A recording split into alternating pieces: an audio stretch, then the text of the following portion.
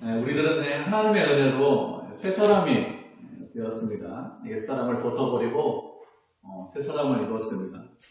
이전에는 세상을 따라 살았죠. 썩어져가는 모습을 따라서 날마다 점점 더 부패해지고 점점 더 썩어져가는 그런 사람들이었는데, 이제는 더 이상 그런 사람이 아닙니다. 새로운 사람이 되었습니다. 이렇게 새롭게 된 우리가 이 세상에서 어떻게 살아야 되는지, 무엇을 해야 되는지 우리에게 구체적으로 말씀을 하고 있죠. 오늘 세 번째 시간인데요. 우리가 말씀을 좀 살펴보면 이 말씀 우리를 좀 당황하게 하는 그런 말씀입니다. 첫 번째 말씀이 무엇이죠? 거짓을 보여라, 이런 말씀이에요. 그리고 두 번째 말씀은 돈을 내지 말아라, 이런 말씀입니다. 이런 말씀을 어느 정도는 이해는 합니다. 우리가 거짓말 안 하는 것도 아니고 거짓말도 좀 하고, 그리고 분을 안 내는 경우도 아니라 분을 종종 내기 때문에 이런 것들은 당연히 없애버려야 됩니다. 그런데 오늘 말씀은 무엇이죠? 오늘 말씀은 도적질하지 말아라, 이런 말씀입니다. 예수님을 믿잖아요. 그리고 하나님의 백성으로, 하나님의 자녀로 살고 있는데 과연 도적질을 할까? 이런 사람, 이렇게 생각이 듭니다. 과연 다른 사람의 물건을 훔칠까? 이런 생각하죠. 그래도 최소한 다른 사람의 물건을 훔치지 않는다, 이렇게 생각을 합니다. 그게 우리의 생각인데, 그런데 이 말씀은 그런 의미 이상의 더 큰 의미가 있는 그런 말씀입니다. 도적질 하지 말라, 이렇게 말씀하셨는데, 그러면 도적질이라는 것이 무슨 뜻일까요? 도적질이라는 것은 내가 어떤 것을 얻기를 원합니다. 내가 어떤 것을 갖기를, 소유하기를 원하는데, 그것을 소유할 때 정당한 방법으로, 바른 방법을 가지고 소유를 해야 되는데, 정당한 방법이 아닌, 바른 방법이 아닌 이상한 방법으로, 편법으로 그것을 소유하려고 하면 그것이 도적질이죠. 그것이 유형의 것이든지 무형의 것이든지 땀 흘리고 고생하고 노력해서 그래서 내 소유가 되어야 됩니다. 그러면 도적질이 아닙니다. 그런데 노력하지 않고 땀 흘리지 않고 고생하지 않고 내 소유를 만들겠다, 내가 사용하겠다, 이렇게 하면 그것은 도적질입니다. 우리는 보통 생각하기를 이런 도적질은 남의 것을 훔치는 것은 하지 않는다, 이런 생각을 하는데, 우리가 잘 생각하지 못하는 그런 도적질이 무엇이는지 우리가 좀 생각해 보도록 하겠습니다. 우리가 잘 생각하지 못하는 도적질이 있는데 그것이 무엇인가 하면 국가와 사회가 도적질을 하는 것입니다. 그걸 좀 생각해 보도록 하죠. 19세기 말 그리고 20세기 초에 들어서 전 세상, 온 세계가 어떤 세상이 되었는가 하면 제국주의 정책을 펼치는 그런 세상이 되었습니다. 세상에 있는 모든 나라들이 큰 제국을 만들겠다, 이렇게 생각을 했습니다. 그래서 힘 있는 나라들이 한 일이 무엇이냐?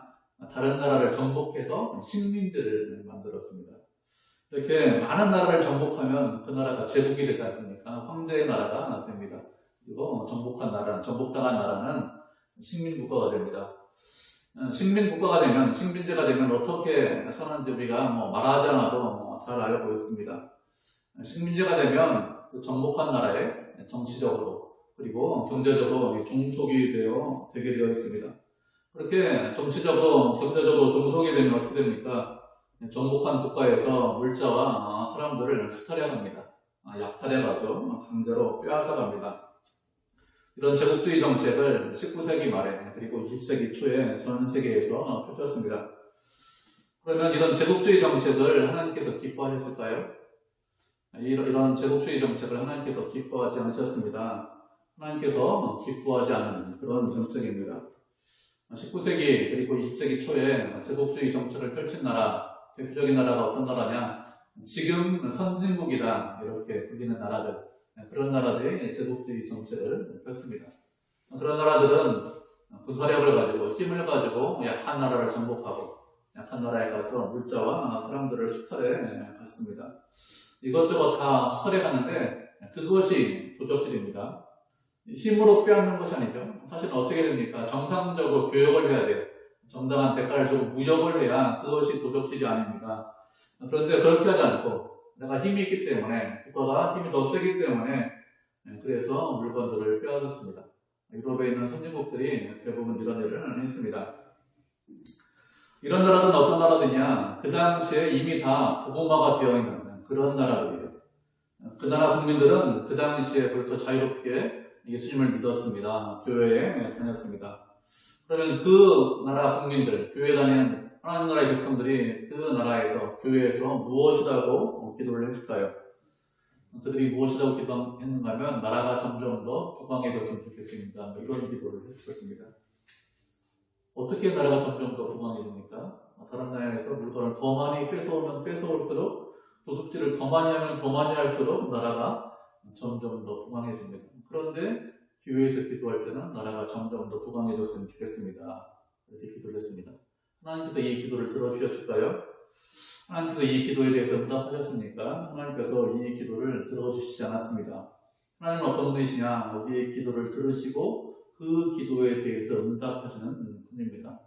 19세기, 20세기 교회에서, 유럽의 교회에서 하나님의 백성들, 우리 같은 하나님을 믿는 사람들이 기도했기 때문에 그 기도를 듣고 응답하시는 것이 그게 정상적인 거예요. 그죠? 우리만 기도를 응답하는 것이 아니라 그분들의 기도도 응답해야 됩니다.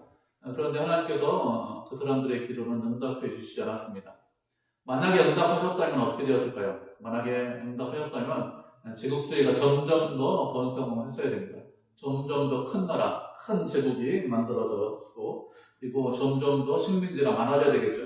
그런데 역사는 그렇게 흘러가지 않았어요. 나라가 큰 제국으로 발전하는 것이 아니라 큰 제국을 소유했던 나라들이 점점 줄어들었죠. 각 나라들이, 각 민족들이 독립하는 그런 쪽으로 역사가 흘러갔습니다.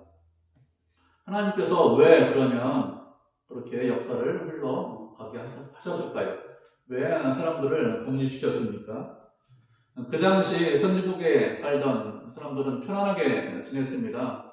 경제적으로 여유있게 지냈습니다. 하나님을 믿는 사람들도 똑같겠죠. 선진국에 태어났기 때문에 편안하게 지냈습니다. 왜, 어떻게 해서 편안하게 지냈습니까? 다른 사람들의 다른 국가의 물건을 빼앗았기 때문에 편안하게 지냈습니다. 누구를 욕하려고 이렇게 말씀을 드리는 것이 아니라 이것이 국가와 사회에 관한 도덕질이다, 이것을 알아야 됩니다. 그런데 우리는 이런 생각은 별로 하지 않습니다. 어떻게 기도하죠? 그냥 국가가 부강해졌으면 좋겠습니다. 큰 부자가, 힘 있는 나라가 되었으면 좋겠습니다. 이것만 생각합니다. 힘 있는 나라가 되면 경제적으로 여유가 있겠죠. 경제적으로 여유가 있으면 참 좋습니다. 그런데 분명히 알아야 되는 것은 무엇이냐? 이런 식으로 다른 사람의 물건을 빼앗아서 힘 있는 나라가 되는 것, 그것은 하나님께서 원하시는 나라가 아니라는 것이죠. 정복한 나라, 그죠? 정복한 나라는 힘 있는 나라가 될 수 있습니다. 다른 사람의 물건을 빼앗아서. 그런데 식민지의 백성들은 어떻게 살까요? 식민지 백성들은 식민지에서 태어났다는 그 이유만 하나 가지고서 고통스럽게 살았습니다. 나만 고통스럽게 사는 것이 아니죠. 누구도 고통스럽게 삽니까? 내 자식도. 우리 때 경제적으로 수탈당했으니까 내 자식도 고통스럽고 내 손자도 몇 대 동안 고통을 당하게 됩니다. 다른 사람들의 물자를 빼앗아서 내가 행복한 것, 그리고 다른 사람은 고통을 당하게 되고 다른 사람은 불행을 당하게 된다. 그렇게 생각하는 것, 그것은 하나님의 뜻이 아닙니다. 내 나라만, 나만 편하게 살면 그만이다. 나만 큰 부자가 되게 해주십시오. 이렇게 기도하는 것, 그것은 하나님 보시기에 합당한 기도가 아니죠. 그렇기 때문에 이런 기도는 듣지 않으십니다. 그러니까 무엇을 소유하고 싶어 합니다. 무엇을 갖고 싶어 합니다. 그러면 어떻게 됩니까? 정당한 대가를 지불을 해야 됩니다. 내가 정당한 대가를 지불하고 그것을 소유하겠다. 이런 마음이 있어야 됩니다. 그렇지 않고 최소한의 대가를 지불하고 내가 소유하겠다. 그럼 어떻게 됩니까? 그러면 나는 편해요. 나는 부자가 될 수 있습니다. 그러면 상대방은 어떻게 될까요? 그가 원하는 만큼의 대가를 지불받지 못하기 때문에 상대방은 어렵습니다. 이렇게 하는 것은 하나님의 뜻이 아니죠. 적정한 대가를 지불하고 소유를 하는 것, 그것이 하나님의 뜻입니다. 우리가 또 생각하지 못하는 도덕질이 있는데 그것이 무엇인가 하면 무형재산에 관한 도덕질이 있습니다. 제가 대학교 다닐 때 무엇으로 수업을 배웠는가 하면 원서로, 영어책으로 수업을 배웠습니다. 근데 그 당시는 어떻게 했냐, 영어책을 다 복사했어요. 복사해서 책을 만들어서 그 책을 가지고도 공부를 했습니다. 책값이 비싸기 때문에 다 그렇게 했습니다. 그때는 그게 도적질이다 이런 생각이 전혀 없었습니다. 왜 비싸게 책을 만드나, 싸게 그냥 굳이 이렇게 해가지고 그냥 도적질이다 이런 개념 자체가 아예 없었죠.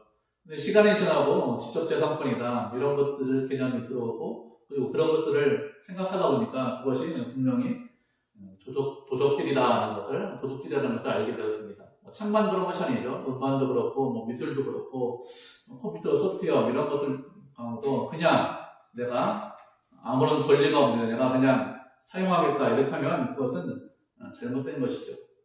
유형의 것이든지 아니면 무형의 것이든지 내가 노력 없이 아무런 대가 없이 그것을 내 것으로 사용하겠다, 내가 그것을 쓰겠다, 이것은 도적질입니다. 눈에 보이지 않는 것도 도적질이죠. 우리가 말씀을 한 구절 살펴보도록 하겠습니다. 창세기 16장 1절과 2절 말씀 우리 살펴보도록 하죠. 창세기 16장 1절과 2절입니다.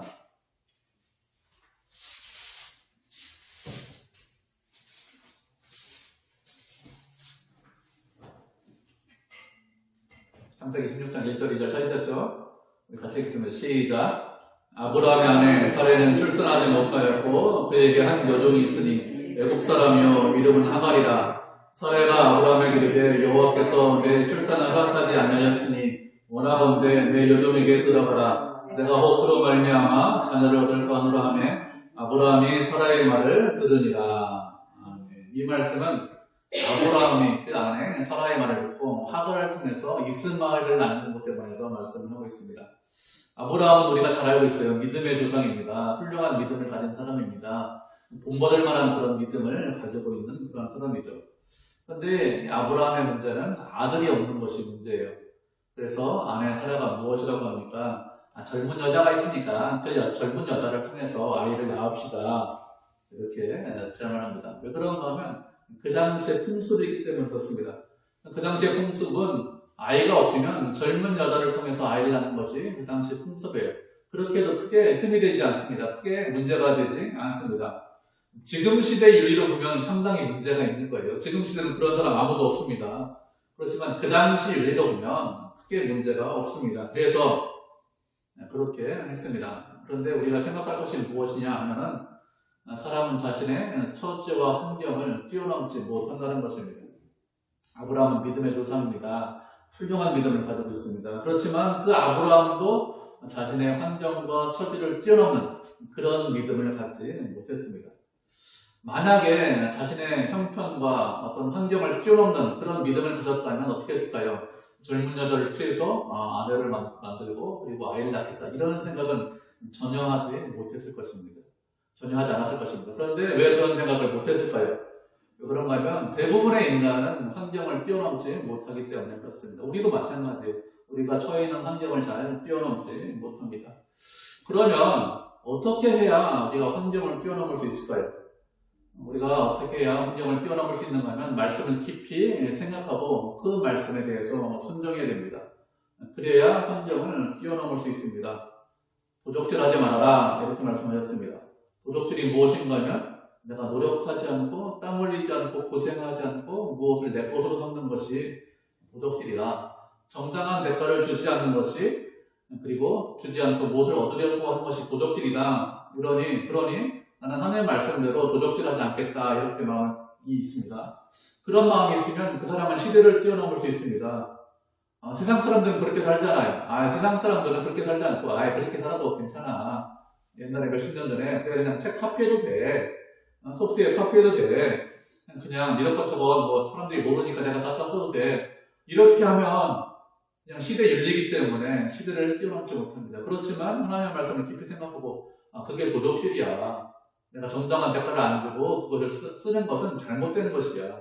그러니까 나는 그렇게 하지 않겠어. 그럼 어떻게 됩니까? 그 사람은 시대를 뛰어넘는 사람이 됩니다. 세상의 윤리는 그 시대에만 통용되는 거예요. 세상의 윤리는 모든 시대에 통용되지 않습니다. 그렇지만 하나님의 말씀은 모든 시대에 다 통용됩니다. 하나님의 말씀은 진리입니다. 그렇기 때문에 우리는 진리의 말씀을 깊이 잘 생각하고 묵상하고 그리고 그 말씀대로 살면 됩니다. 그러면 시대와 환경을 뛰어넘을 수 있습니다. 우리가 말씀을 잘 배우는 이유가 무엇이죠? 그것은 무엇을 해야 된다, 무엇을 하지 말아야 된다, 이것을 살펴보기 위해서 말씀을 배운다, 그런 의미도 있지만 그것이 아니라 하나님께서 정말로 원하시는 것이 무엇인지 깨닫기 위해서 그렇게 하는 것입니다. 하나님의 뜻을 알기 위해서 말씀을 묵상하고 공부하고 살펴보는 것이죠. 그렇게 말씀을 깊이 생각하고 그리고 내 삶에 적용하면 그러면 시간이 지나도 윤리적으로 도덕적으로 크게 문제가 되잖아요. 그런데 말씀을 깊이 생각하지 않고 그냥 시대 윤리에 따르면 어떻게 될까요? 시대 윤리에 따르면 몇십 년만 지나면 그죠? 제가 대학 때는 한 30년 전인데 30년만 지나도 지금은 소프트웨어 카피하는 사람 거의 없거든요. 뭐 음악, 책 카피해서 보는 사람 없잖아요. 30년 전에는 그렇게 하지 않았는데 시대가 딱 바뀌면서 윤리가 바뀌지 않습니까? 그렇게 되기 때문에 세상의 환경을 뛰어넘기 위해서는 세상의 시대 윤리를 뛰어넘기 위해서는 우리가 말씀을 깊이 생각하고 그리고 그 말씀대로 순종해야 됩니다. 그렇게 하는 것이 어리석어 보일 수 있어요. 그렇게 하는 것이 너는 왜 그렇게 사냐? 세상 사람들 다 그렇게 안 사는데 근데 그렇게 하는 것이 아니라 이것이 하나님의 말씀이기 때문에 우리는 이렇게 살겠습니다. 나는 이렇게 살겠습니다. 이렇게 해야 그래야 말씀대로 살 수 있고 하나님께서 기뻐하시는 삶을 살 수 있습니다. 사람들이 도적질합니다. 그런데 왜 도적질을 할까요? 사람들이 믿는 사람들이 도적질하는데 도적질하는 이유가 무엇인가 하면 믿음이 없기 때문에 그렇습니다. 우리는 새로운 사람이 되었습니다. 과거의 사람이 아닙니다. 새 사람으로 태어났는데 우리가 성인으로 태어나지 않습니다. 태어날 때는 다 영적으로 어린아이로 태어납니다. 영적으로 어립니다. 부족합니다. 그래서 무엇이 부족할까요? 어리기 때문에 하나님을 믿는 믿음이 부족합니다. 그래서 도적질하는 거지. 우리가 말씀을 한 줄을 살펴보도록 하겠습니다. 시편 78편 17절부터 20절까지 말씀 우리 살펴보도록 하죠. 시편 78편 17절에서 20절까지 말씀 살펴보도록 하겠습니다. 한 절씩 교독하도록 하겠습니다. 시편 78편 17절에서 20절입니다.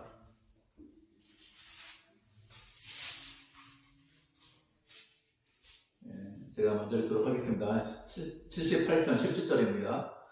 그들은 계속해서 하나님께 범죄하여 메마른 땅에서 짖은 자를 배반하였도다. 그들이 다윗대로 음식을 구하여 그들이 지키기 위해 하나님을 시험하였으며 그뿐 아니라 하나님을 대적하여 말하기를 하나님이 광야에서 식탁을 베푸실 수 있으랴. 보라 그가 흙을 써서 원래 시대가 되었으나 그가 누구 뜻이며 자손이라며 그리고 예비하시기를 어려웠더라. 아멘. 이 말씀은 이스라엘 백성들이 광야 생활을 할 때 하나님을 믿지 않고 배반하는 것에 관해서 말씀하고 있습니다. 그들은 광야에 있으면서 하나님을 시험했습니다. 광야에서 하나님께서 과연 식탁을 차릴 수 있을까? 이렇게 했죠.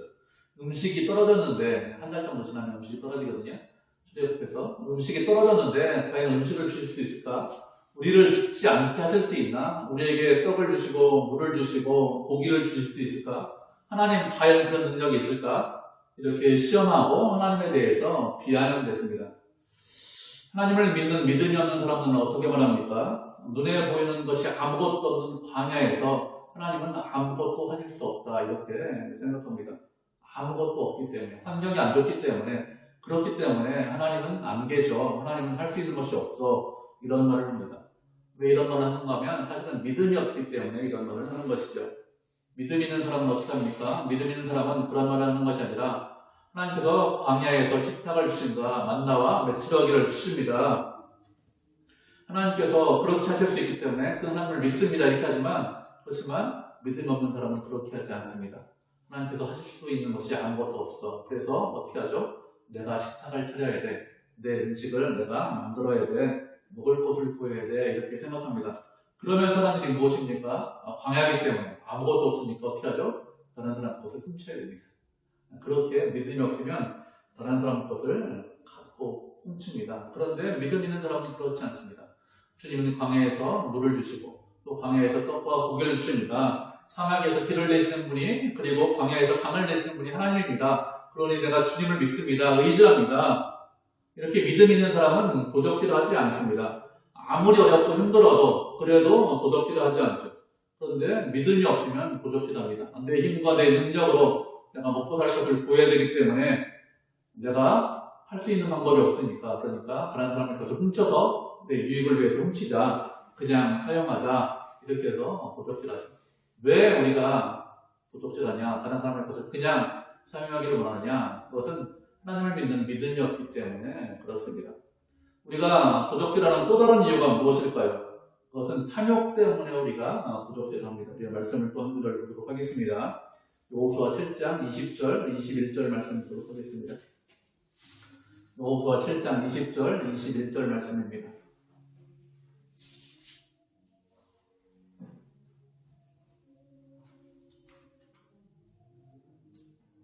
여호수아 7장 20절, 21절 찾으셨죠? 찾으셨나요? 여호수아 7장. 네.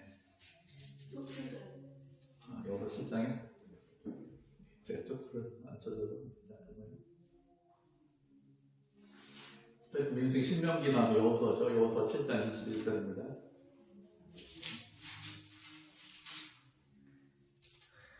327페이지, 328페이지, 20절, 21절 말씀. 역성경 328페이지, 그죠? 찾으셨죠? 같이 읽겠습니다. 시작. 아간이 여호수아에게 대답하여 이르되 참으로 나는 이스라엘의 하나님 여호와께 범죄하여 이러이러하게 행하였나이다. 내가 노력한 물건 중에 신할선의 아름다운 외투 한 벌과 은 200세겔과 그 무게가 50세겔 되는 금덩이 하나를 보고 탐내어 받았나이다. 보소서 이제 그 물건들을 내 장막 가운데 땅속에 감추었는데 그는 그 밑에 있나이다 하더라. 맞죠? 아닌가요? 네, 맞죠? 네. 우리가 잘 아는 말씀이죠. 이스라엘 백성들이 가나안 땅을 정복하기 위해서 전쟁을 했습니다. 그런데 31번 싸워서 다 이기고 한 번 졌습니다. 어떤 전쟁에서 졌냐면 아이성 전쟁에서 패했습니다. 왜 패했느냐? 아간이 범죄해서 패했습니다. 왜 아간이 범죄했다고 하죠? 21절에 무엇이라고 했습니까? 21절에 자신이 범죄한 걸 고백하면서 신할산에 외투 한 벌이 있습니다. 그리고 은 200세겔이 있고 금 50세겔이 있는데 이것을 보고 어떻게 했다고 했어요? 아간이 탐냈다 이렇게 고백을 하고 있습니다. 아간은 물건을 보고 탐욕을 가졌습니다. 그래서 그 물건을 훔쳤어요. 우리가 다른 사람의 물건을 훔치는 이유, 도둑질하는 이유가 무엇이냐? 그것은 탐욕 때문에 그렇습니다. 과도하게 욕심을 부리는 거예요. 내가 그 물건을 갖겠다, 내 것으로 삼겠다 라고 크게 욕심을 부리고 과도하게 욕심을 부리면 어떻게 하게 되어 있습니까? 그 사람은 도적질하게 되어 있습니다. 그걸 갖고 싶어요. 너무너무 갖고 싶은데 가질 방법이 없잖아요. 어떻게 됩니까? 그럼 훔쳐야 돼요. 그렇기 때문에 과도한 탐욕, 그것이 우리가 도적질을 하게 되는 원인이 됩니다. 그렇기 때문에 우리는 과도한 욕심, 탐욕을 갖지 않아야 됩니다. 이렇게 우리가 도적질을 하는데 도적질을 하지 않기 위해서 우리가 필요한 것이 무엇일까요? 도적질하면 안 되니까. 도적질을 하지 않기 위해서 필요한 것이 무엇입니까? 본문 25절에서 무엇이라고 했습니까? 본문 25절에 에베소서 4장에 보면 자기의 손으로 수고해서 선한 일을 해라 이렇게 말씀을 하고 있습니다. 도적질 하지 않기 위해서 필요한 것이 무엇이냐? 자기의 손으로 수고하는 것입니다. 수고한다는 것은 무슨 뜻이냐? 고생하고 노력하고 땀 흘리는 것이죠. 세상 사람들의 특징이 무엇입니까? 세상 사람들은 고생하지 않고 노력하지 않고 땀 흘리지 않고 무엇을 얻는 것, 그것을 원합니다. 그렇게 고생하지 않고 땀 흘리지 않고 노력하지 않고 얻는 것, 그것을 복이라고 생각해요. 세상 사람들은. 쉽게 생각하면 복권 생각하면 쉽습니다. 복권 뭐죠? 그냥 종이 쪽지 들고 있다가 숫자 맞으면 큰 돈을 받는 것, 그것이 복권입니다. 세상 사람들이 생각하는 복은 무엇이 복입니까? 땀 흘리지 않고 고생하지 않고 일하지 않고 내가 큰 것을 얻으면, 대단한 것을 얻으면, 내가 원하는 것을 얻으면 그러면 그것이 복이다 이렇게 생각을 합니다. 그래서 요즘 사람들이 원하는 것이 무엇일까요? 어떻게 하면 일을 적게 하고 많은 돈을 벌 수 있을까? 이런 것에 대해서 관심이 참 많습니다. 그래서 무엇에 관심이 많은가 하면 돈을 버는 방법에 관심이 많아요.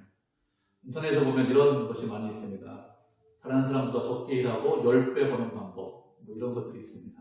그리고 놀면서 하루에 10만 원 이상 버는 방법, 이런 것들이 돌아다녀요. 내용은 잘 못 봤습니다. 내용은 보고 제목만 봤어요. 사람들이 뭔가 관심 있나 해가지고 제목만 봤고 내용은 별 내용이 없을 거라고 생각해서 안 봤는데 하여튼 를 많이 읽었고 그리고 그런 것에 대해서 관심이 많습니다. 왜 그럴까요? 왜 그런가 하면 세상은 어떻게 해서든지 일하지 않으려고 합니다. 노력하지 않으려고 합니다. 땀 흘리지 않고 그리고 내가 원하는 것을 얻기를 원합니다. 그것도 큰 것, 대단한 것을 얻기를 원합니다. 이것이 세상의 문화고 세상의 풍습이고 세상의 철학입니다. 그런데 하나님께서 이것을 무엇이라고 말씀하셨습니까? 이것이 도둑질이다, 도적질이다 이렇게 말씀하셨습니다. 세상은 이것을 도둑질이다 이렇게 말하지 않고 복받았다 이렇게 말합니다. 그런데 이거는 세상의 생각입니다. 무슨 순전히 세상의 생각에 우리는 생각을 바꿔야 됩니다. 하나님께서 그렇게 말씀하시지 않았기 때문에 뭐라고 생각해야 됩니까? 도적질한다 이렇게 생각을 하셔야 됩니다. 하나님께서 무엇이라고 하셨습니까? 자기의 손으로 수고해라 이렇게 말씀하셨어요. 무슨 뜻입니까? 고생하고 땀 흘리고 노력을 해라는 거예요. 우리가 할 일이 있는데 그 일을 하라는 것입니다. 그 일을 하고 어떻게 하라고요? 적절한 대가를 받아라 이렇게 말씀하셨습니다. 그것이 복이지 그렇지 않고 아무런 일을 하지 않고 그냥 누워있는데 하늘에서 계속해서 감이 떨어진다. 그것이 복이다. 이것은 세상 사람들의 생각이니까 우리는 세상 사람들처럼 생각하지 않아야 됩니다. 열심히 일하고 노력한 이후에 그 대가로 적절하게 보상을 받겠다 이렇게 생각을 해야 됩니다. 그런데 사도 바울이 우리에게 열심히 일하고 노력을 하라고 했습니다. 그렇게 열심히 일하고 노력하라고 하는 이유가 무엇일까요? 그렇게 열심히 일하고 노력해서 너 잘 먹고 잘 살아라 그렇게 하라고 수고하고 노력하라고 했습니까? 물론 뭐 그런 이유도 있겠죠. 그렇지만 그렇게 나를 위해서 수고하고 노력해라 이렇게 말하는 것이 아닙니다. 무엇이라고 말했습니까? 가난한 자를 구제하기 위해서 수고하고 노력해라 이렇게 말씀을 하고 있습니다. 우리가 열심히 노력을 했습니다. 땀을 흘렸습니다. 그래서 적정한 대가를 받아요. 그것이 도둑질하지 않는 방법입니다. 그렇게 도둑질하지 않고 적당하게 보상을 받았습니다. 그러면 그것을 가지고 어떻게 사용을 해야 될까요? 어떻게 사용을 해야 되는가 하면 어려운 이웃을 보면 그 사람을 보고 구제를 해야 됩니다. 주변에 힘들고 가난한 형제가 있습니다. 그 사람을 보고 외면하고 모른 체 하는 것 그것은 하나님 보시기 합당한 것이 아닙니다.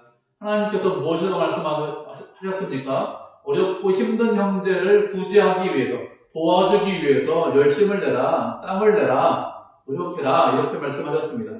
그렇기 때문에 내가 노력하고 내가 땀을 흘려서 내가 벌었기 때문에 나만 위해서 사용하겠다 이렇게 생각하는 것은 하나님께서 우리에게 원하시는 것이 아니죠. 주님께서 예수님께서 무엇이라고 말씀하셨습니까? 주는 것보다 무엇이 복이 있다고요?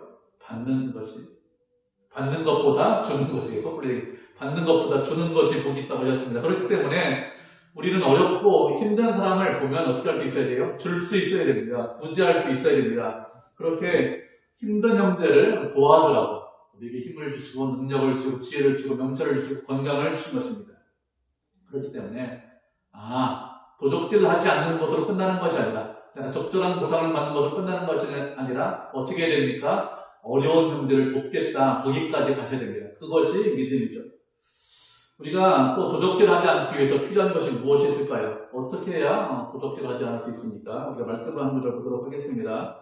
히브리서 13장 5절 말씀 보도록 하겠습니다.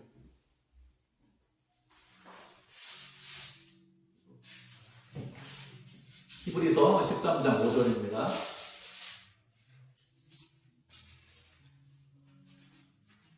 찾으셨죠? 히브리서 13장 5절 우리 한 목소리 읽겠습니다. 시작. 돈을 사랑하지 말고 있는 바를 족한 줄로 알아. 그가 친히 말씀하시기를 내가 결코 너희를 버리지 아니하고 너희를 떠나지 아니하리라 하셨느니라.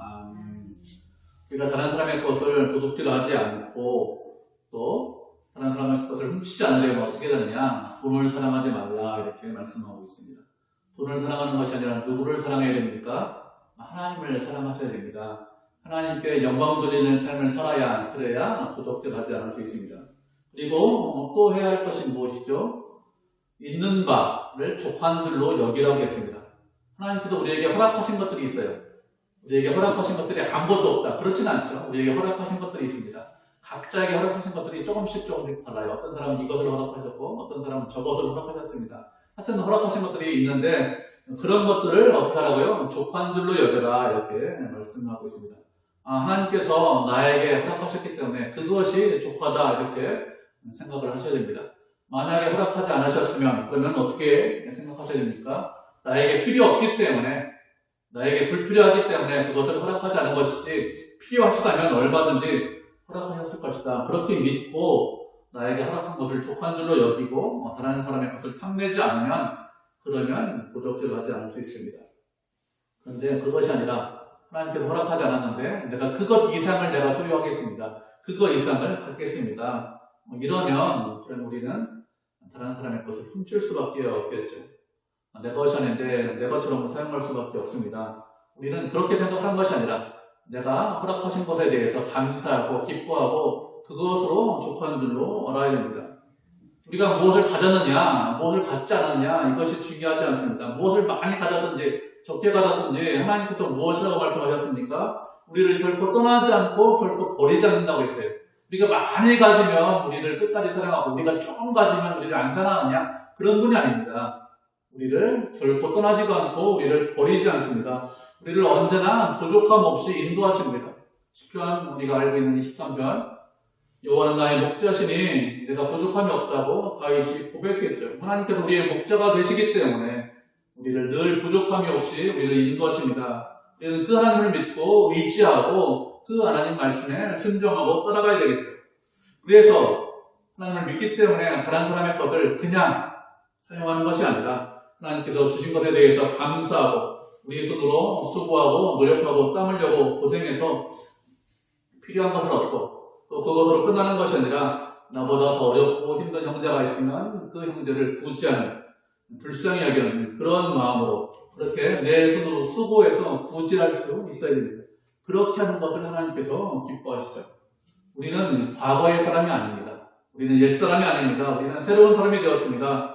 이제 세상의 습관, 과거의 습관, 세상의 생각, 과거의 생각을 버려야 됩니다. 그래서 새로운 사람처럼 하나님의 백성처럼 살아야 됩니다. 그래서 내 손으로 수고하겠다, 노력하겠다, 그리고 그것 가지고 어려운 사람을, 어려운 이웃을 돕겠다, 구제하겠다, 이렇게 하는 것이 새로운 사람의 생각이죠. 그것이 믿음의 생각입니다. 그렇게 내 손으로 수고해서, 땀 흘리고 노력해서, 그래서 적당한 보상을 받고, 그것을 통해서 어려운 형제를 도와주는 믿음의 성도, 은혜의 성도가 되기를 주님의 이름으로 축복을 드립니다.